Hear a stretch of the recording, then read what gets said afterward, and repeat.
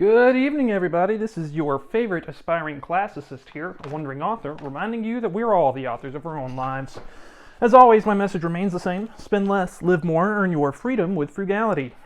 And today we're going over Aristotle's Nicomachean Ethics, Book 6, Chapter 7, Wisdom. And he uses it basically in the way that we would think of like a wise man or a wise sage, kind of. But let's see what he has to say about wisdom. In the original Greek, he uses the word Sophia to talk about this. And I've actually got some videos talking about Sophia, but that was from a Stoic point of view. Aristotle's conception is a little different. The term wisdom is employed in the arts to denote these men who are the most perfect masters of their art. For instance, it is applied to Phaedius as a sculptor and to Polyclitus as a statuary. And those were two famous Greeks from Aristotle's own time who were well-known artists or artisans. In this use, then, wisdom merely signifies artistic excellence. So we can say that somebody is wise if they're the master of a particular art. And all it means in that case is that they're a master of that particular art. But we also think that some people are wise in general, and not in one department. Hence, it is clear that wisdom must be the most perfect of the modes of knowledge. The wise man, therefore, must not only know the conclusions that follow from his first principles, but also have a true conception of those principles themselves. Hence, wisdom must be a combination of intelligence and scientific knowledge, which we spoke about scientific knowledge yesterday, and wisdom is kind of like that, and it's similar in some ways to prudence, but it is also different. For it is absurd to think that political science or prudence is the loftiest kind of knowledge, inasmuch as man is not the highest thing in the world.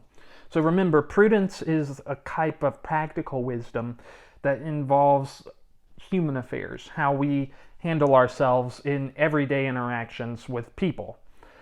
Wisdom is more abstract or theoretical than that, at least the way Aristotle views it. And as wholesome and good mean one thing for men and another for fishes, whereas white and straight mean the same thing always, so everybody would denote the same thing by wise, but not by prudent. So wisdom, or wise, being wise, that right there could be applied to any kind of animal or human. It's not strictly a human affair, whereas prudence is strictly a human affair, or you could say that a fish was prudent, but only like if it was behaving in a way that preserved its own life. Prudence for a fish is going to be different than prudence for a man. Wisdom is universal. Hence, even some of the lower animals are said to be prudent, namely those which display a capacity for forethought as regards their own lives. Basically what I just said. It is all clear that wisdom cannot be the same thing as political science, for if we are to call knowledge of our own interests wisdom, there will be a number of different kinds of wisdom, one for each species. There cannot be a single such wisdom dealing with the good of all living things, any more than there is one art of medicine for all existing things. It may be argued that man is superior to the other animals, but this makes no difference, since there exist other things far more divine in their nature than man.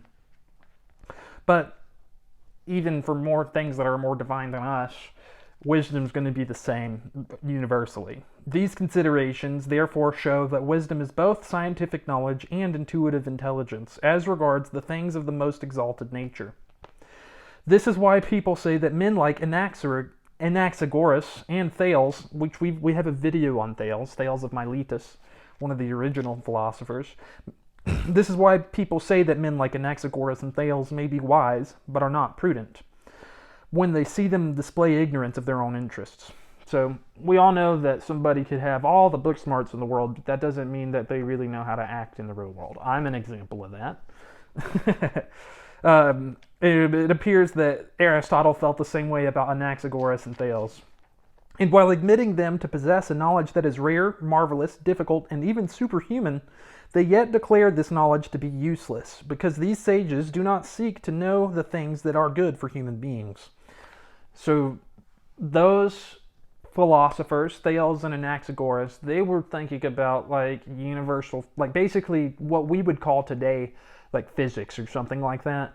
They were just thinking about it, And those were some of the first people to ever have those kind of thoughts, at least to record them in a way that we have today. So it appears to us today that that's where those kind of inquiries originated.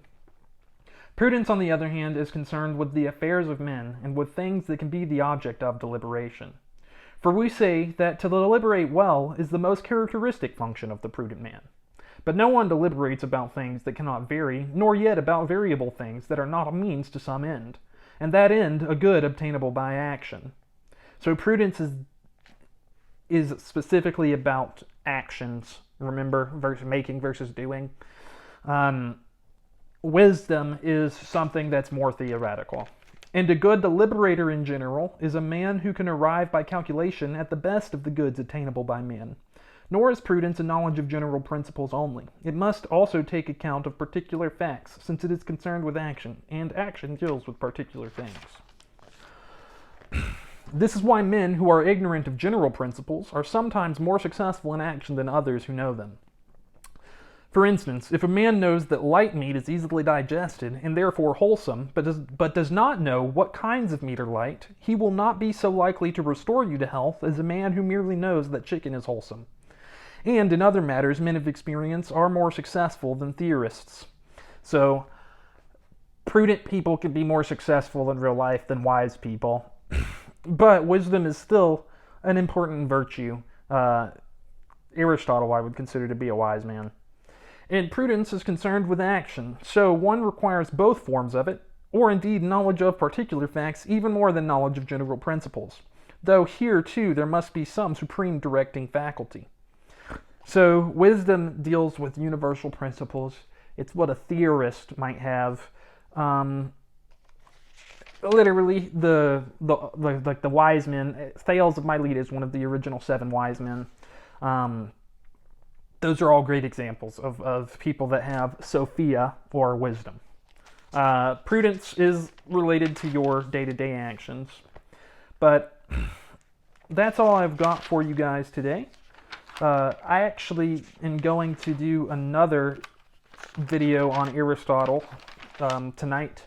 So I'm going to go and erase this board, and then I'm going to get another one set up so we could start moving through this. I really want to get to Aristotle's Politics. We're only a little over halfway through his Nicomachean Ethics right now.